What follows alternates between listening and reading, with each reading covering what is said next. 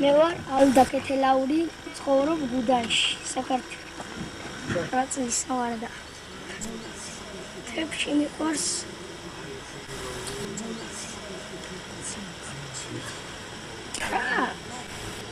ვეძა. რა მოხდება?